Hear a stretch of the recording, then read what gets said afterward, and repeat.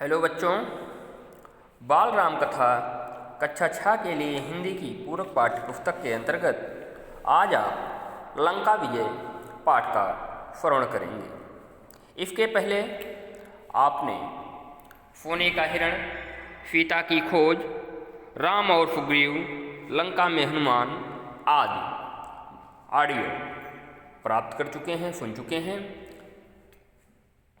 जो अभी तक इन ऑडियो को ना सुने हों वो चैनल के प्लेलिस्ट में जा कर के इन सभी ऑडियो को सुन लें। तो चलिए प्रारंभ करते हैं लंका विजय। लंका कूच की तैयारियां रात भर चलती रही। सभी तत्पर, सभी उद्यत। सुबह कूच से पहले सुग्रीव ने वानरों को संबोधित किया, युद्ध के बारे में कहा। युद्ध भयानक होगा। इसमें केवल वही सैनिक जाएंगे जो शारीरिक और मानसिक रूप से स्वस्थ हों। जो दुर्बल हैं यहीं रुक जाएं। वानर सेना को युद्ध के नियम बताए गए, रक्षा और आक्रमण के तरीके। सेना किष्किंधा से दहाड़ती, गरजती, किलकारियाँ भरती रवाना हुई। राम, लक्ष्मण और सुग्रीव की जय जयकार से आकाश गूंज उठा। लाखों वानर थे, चारों ओर कोलाहल। वे पेड़ों पहाड़ों को रौंदते चले जा रहे थे। इसका नेतृत्व नल कर रहे थे सुग्रीव के सेनापति। जामवंत और हनुमान सबसे पीछे थे। यह सेना की रणनीति का हिस्सा था। दिन रात चलकर सेना ने महेंद्र पर्वत पर डेरा डाला। वही पर्वत जहाँ से हनुमान ने छलांग लगाई थी। समुद्र निकट ही था। पर्वत पर सेना का ध्वज लगाया गया, तंबू लगे, पताकाएं हवा में लहरा रही थी। उधर लंका में खलबली मची हुई थी। राक्षसों में बेचैनी थी। उनके मन में डर बैठ गया था राम की शक्ति को लेकर। जिसका दूत लंका में आग लगा सकता है वह स्वयं कितना शक्तिशाली होगा। नगर में चर्चा का विषय यही था। लेकिन रावण इससे अनभिज्ञ था। उसे कौन बताता, किसी में इतना साहस नहीं था। यही चर्चाएं विभीषण ने भी सुना। ये चर्चाएं विभीषण ने सुनी। नगर की हताशा उसे देखी नहीं गई। ऐसी हताश सेना युद्ध नहीं कर सकती, उसकी पराजय निश्चित है। वे रावण के पास गए, उसे सही स्थिति बताने, समझाने। राम से युद्ध ना किया जाए। उन्होंने कहा, आप सीता को लौटा दें, सबका कल्याण इसी में है। सीता मिल जाएंगी तो वे आक्रमण नहीं करेंगे। रावण ने विभीषण की बात अनसुनी कर दी, उन्हें अपने कक्ष से निकाल दिया। क्रोध में वह स्वयं भी उठकर चल पड़ा सभा कक्ष की ओर। उसे राम के समुद्र तट पर पहुंचने का समाचार मिल चुका था।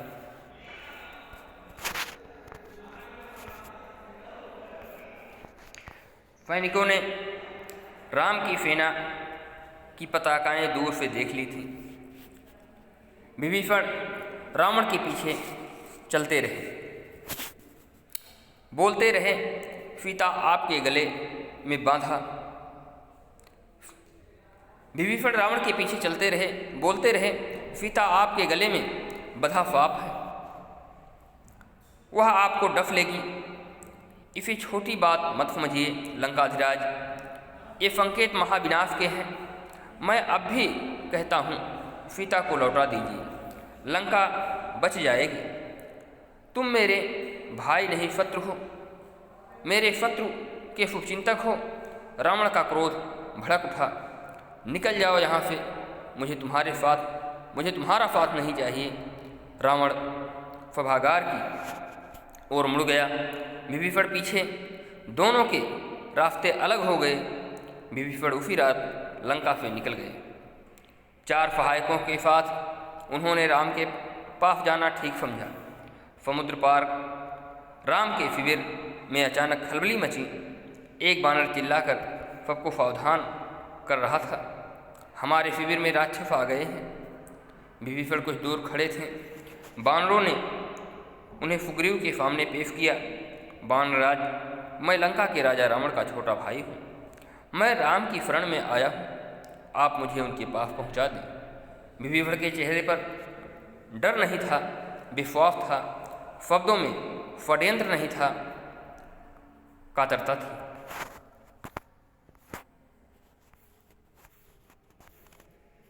याचना थी। सुग्रीव को उनकी बात पर फिर भी भरोसा नहीं हुआ। मेरा नाम विभीषण है, रावण ने मुझे लंका से निकाल दिया है। मैंने उससे सीता को लौटाने की बात कही थी। क्रोध और अहंकार में चूर रावण ने मुझे सभा में अपमानित किया। मैं प्राण बचाकर आया हूँ, एक बार राम से मिलवा दें, मैं उनसे कुछ कहना चाहता हूँ। सुग्रीव राम के पास गए। मन में शंका अब भी थी, अंगद भी उसे संदेह की दृष्टि से देख रहे थे। राम ने बात सुनी और कहा, हमें विभीषण को स्वीकार करना चाहिए। मैं शरण में आए हुए व्यक्ति को कभी निराश नहीं करता, यह मेरी नीति है। विभीषण को आदर से अंदर लाइए। विभीषण राम के पास पहुँचे। राम ने उनका सत्कार किया, लंका का समाचार पूछा। जल्दी ही विभीषण राम के विश्वास पात्र बन गए। उन्होंने लंका की बहुत सी जानकारी राम को दी। रावण और उसके योद्धाओं की शक्ति के बारे में बताया। कहा, रावण पर विजय प्राप्त करने के लिए बल और बुद्धि दोनों की आवश्यकता है। विभीषण, तुम चिंता मत करो, राक्षस मारे जाएंगे, लंका की राजगद्दी तुम्हारी होगी, भविष्य तुम्हारा है, राम ने कहा। राम की सेना के सामने एक बड़ी चुनौती थी, समुद्र। उसे कैसे पार करें? राम ने समुद्र से विनती की। 3 दिन बैठे रहे और समुद्र रास्ता दे दे। 3 दिन बैठे रहे कि समुद्र रास्ता दे दे। वह नहीं माना तो राम को क्रोध आ गया। राम का क्रोध देखते हुए समुद्र ने उन्हें सलाह दी, आपकी सेना में नल नाम का एक बानर है, वह पुल बना सकता है, उससे वानर सेना पार उतर जाएगी। नल ने अगले ही दिन काम प्रारंभ कर दिया। पुल बनने लगा। बानर कंकड़ पत्थर फिलाएं लाते रहे, नल पुल बनाते रहे। 5 दिन में पुल तैयार हो गया। समुद्र को 2 टुकड़ों में बांटता हुआ, उसका घमंड चूर करता हुआ सबसे पहले विभीषण पुल से उस पार गए। पीछे पीछे वानर सेना का अगला शिविर दूसरे तट पर बना। असंभव! रावण क्रोध से चीख उठा। समुद्र पर पुल कैसे बन सकता है? इस समाचार से रावण को विस्मय हुआ, भय भी, लेकिन उसने जो मन में ठान लिया था उससे डिगा नहीं। उसने आदेश दिया, सेना तैयार की जाए, युद्ध का समय आ पहुंचा है। अब दोनों सेनाएं समुद्र के एक ही ओर थीं। उनका आमना सामना होना शेष था। आक्रमण की तैयारी थी।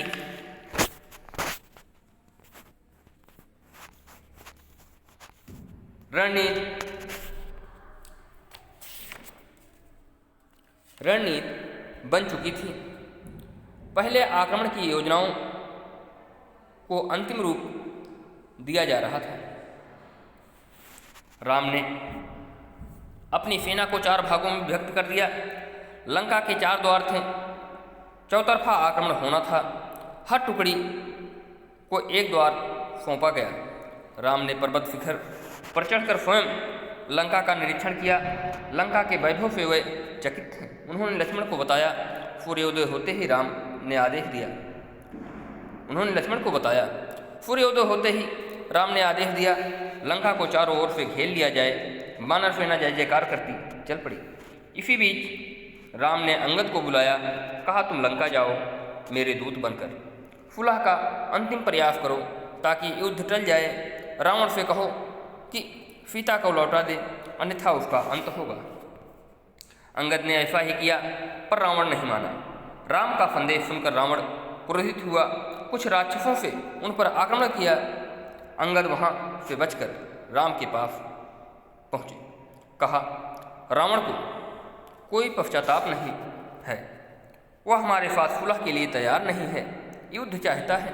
अब युद्ध ही एकमात्र विकल्प है। वानर युद्ध के लिए तैयार थे, राम के आदेश की प्रतीक्षा थी, राम के आदेश की प्रतीक्षा में थे। आदेश मिलते ही उन्होंने लंका पर चढ़ाई कर दी। अगले पृष्ठ पर आ जाए। उधर रावण के आदेश पर उसकी सेना निकल पड़ी। राक्षस उतावले थे, चीत्कार कर रहे थे। रावण के जय घोष से लगा कि आसमान फट जाएगा। वे दौड़े और वानर सेना पर टूट पड़े। भयानक युद्ध हुआ। हर ओर दहला देने वाला शोर, हाथियों की चिघाड़, घोड़ों की हिनहिनाहट, रथों की फरफराहट, कोलाहल। रथ हवा से बातें कर रहे थे, तलवारें खींची हुई थीं, बाणों से आसमान भर गया था, भाले उड़ रहे थे। दोनों ओर के कई वीर मारे गए। रावण के अनेक पराक्रमी राक्षस ढेर हो गए। धरती लाल हो गई थी। छत बिछत सो बिखरे थे। कराहते घायलों की ओर किसी का ध्यान नहीं था। शाम होने को थी। मेघनाद ने राक्षस सेना को पीछे हटते देखा। उसने अपने सैनिकों को ललकारा, आगे बढ़ो, हम विजय के करीब हैं। मेघनाद ने सेना का नेतृत्व संभाल लिया। राक्षस उत्साह से आगे बढ़े। मेघनाद की दृष्टि राम लक्ष्मण पर थी। वह छिपकर युद्ध करता था, मायावी था, किसी को दिखाई नहीं पड़ता था। उसके बाण राम और लक्ष्मण को लगे। दोनों वहीं मूर्छित होकर गिर पड़े। मेघनाद ने समझा काम हो गया। उसने दोनों भाइयों को मृत समझ लिया। वह मैदान छोड़कर महल की ओर दौड़ा। रावण को इसकी सूचना दे दी। रण क्षेत्र में वानर राम लक्ष्मण के पास एकत्र हो गए। वे चिंतित थे। अशुभ की आशंका से विभीषण ने दोनों का उपचार कराया। उनकी मूर्छा टूटी। वे खड़े हुए तो वानर दल हर्षध्वनि करने लगा। अगले दिन युद्ध के लिए तैयार। रावण की सेना के महाबली एक एक कर मारे जा रहे थे। धूम्राक्ष मारा गया। वज्रदृष्ट धरती पर गिर पड़ा। अकंपन कुचलकर मर गया। प्रहस्त को नील ने ध्वस्त कर दिया। रावण को इसकी सूचनाएं मिलती रही। वह घबरा गया। वह हड़बड़ा कर उठा और स्वयं कमान संभाल ली। पहले मुठभेड़ में वह लक्ष्मण पर भारी पड़ा, लेकिन राम के बाणों ने उसका मुकुट धरती पर गिरा दिया। वह लज्जित होकर लौट गया। अब तक रावण को राम की शक्ति का कुछ अनुमान हो गया था। जब उसे कोई और रास्ता नहीं सूझा तो उसने कुंभकर्ण को जगाया। वह महाबली था, पर 6 महीने सोता था। कुंभकर्ण दुर्ग से बाहर आया। उसे देखते ही वानर सेना में खलबली मच गई। वे उसे रोकने में अक्षम थे। अक्षम माने सक्षम नहीं थे। उसने हनुमान और अंगद को घायल कर दिया। लक्ष्मण यह युद्ध देख रहे थे। उन्होंने राम की ओर देखा।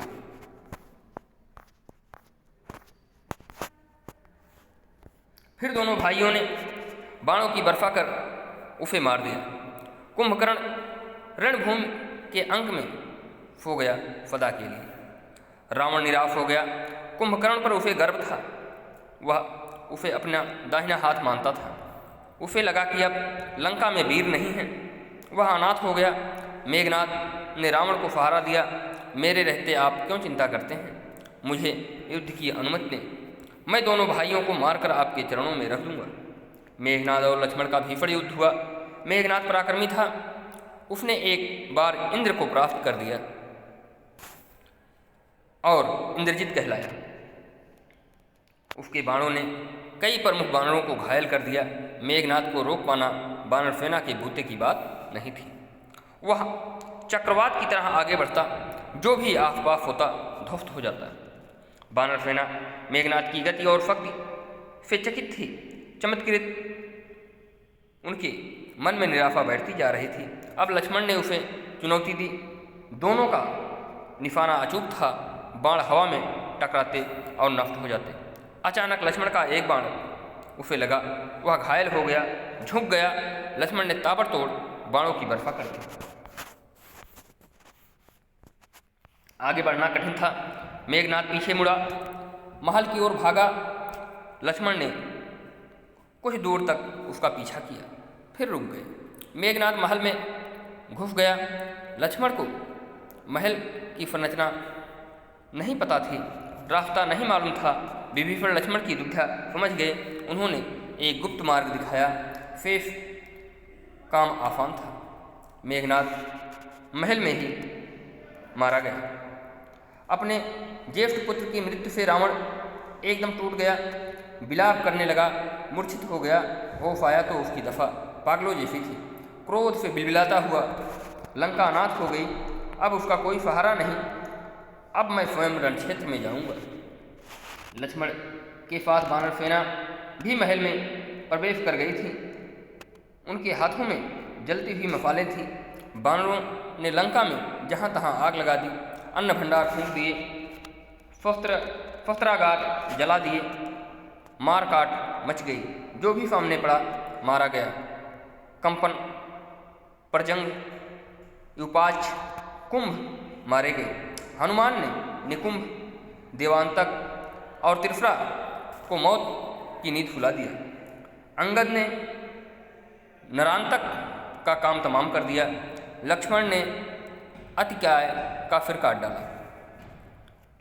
राक्षस सेना भाग खड़ी हुई। अगले पृष्ठ पर आ जाए। रावण के पास अब कोई विकल्प नहीं था। युद्धनाद हुआ। अकेला बचा रावण युद्ध के लिए निकला। फुफकारते हुए फन कुचले सांप की तरह वह जिधर मुड़ता भगदड़ मच जाती। वानरों को भागते देख लक्ष्मण आगे आए, धनुष बाण लिए।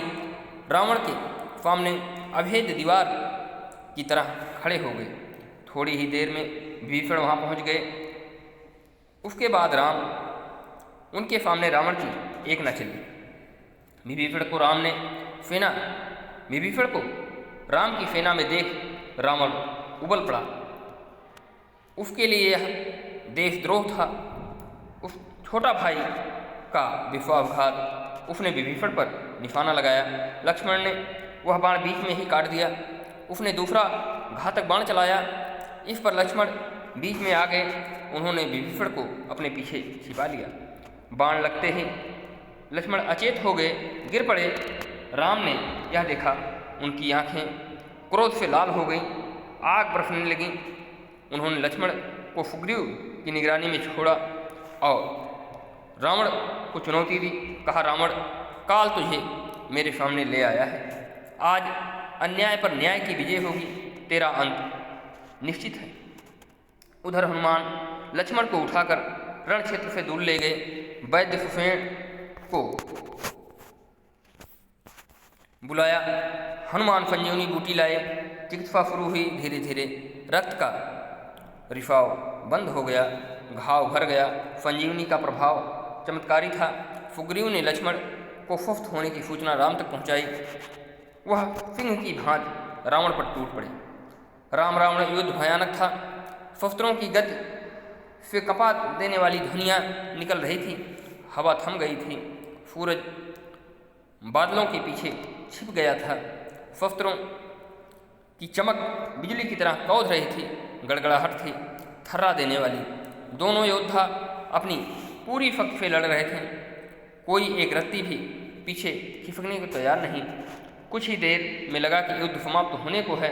दोनों पक्ष के योद्धा हाथ बांधकर खड़े हो गए। छोटे छोटे युद्ध थम गए। सबकी नज़र राम और रावण पर थी। सबकी आंखें फटी रह गई, पलकें झुकाना भूल गईं। उन्होंने ऐसा युद्ध पहले कभी नहीं देखा। लेकिन महासंग्राम समाप्त नहीं हुआ। रावण का एक बाण राम को लगा। उनके रथ की ध्वजा कटकर गिर पड़ी। राम ने प्रहार किया। बाण रावण के मस्तक में लगा। रक्त की धारा निकली। बीच में युद्ध कुछ पल के लिए रुका।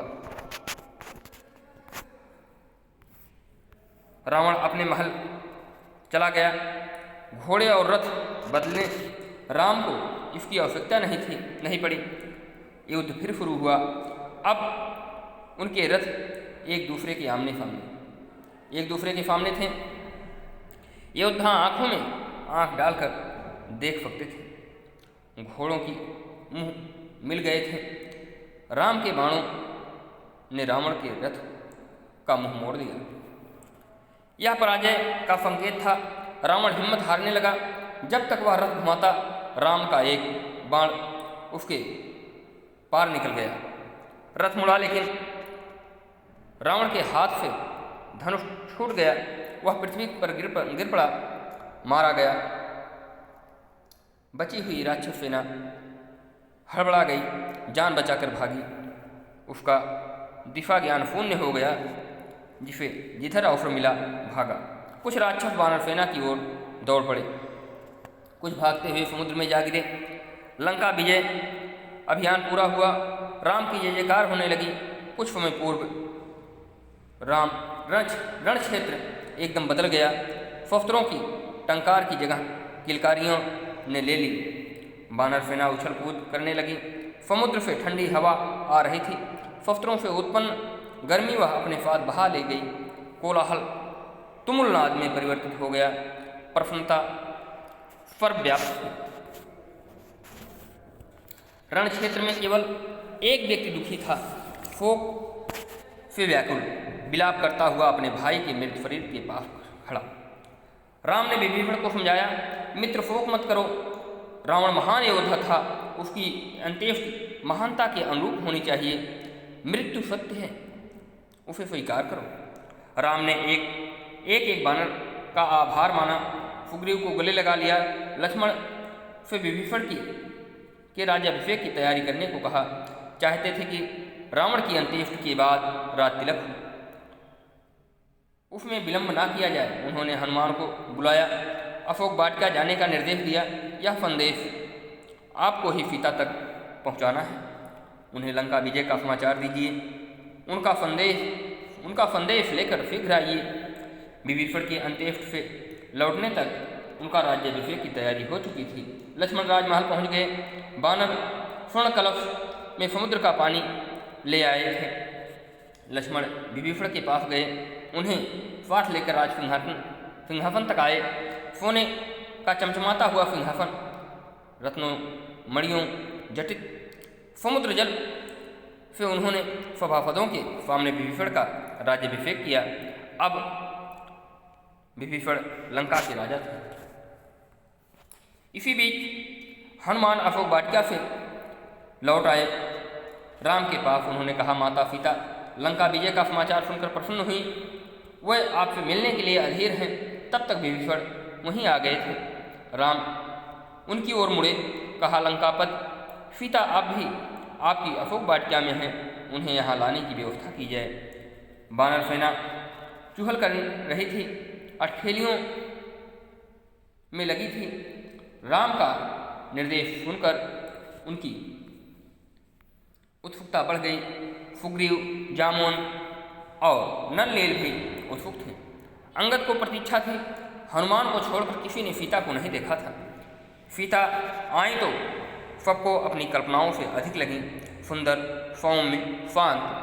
उस सुंदरता में एक वर्ष बाद पति से मिलन की प्रसन्नता शामिल थी। कष्ट इतिहास हो गया था। तो बच्चों, इस प्रकार से लंका विजय का यह अध्याय यहीं पर समाप्त होता है।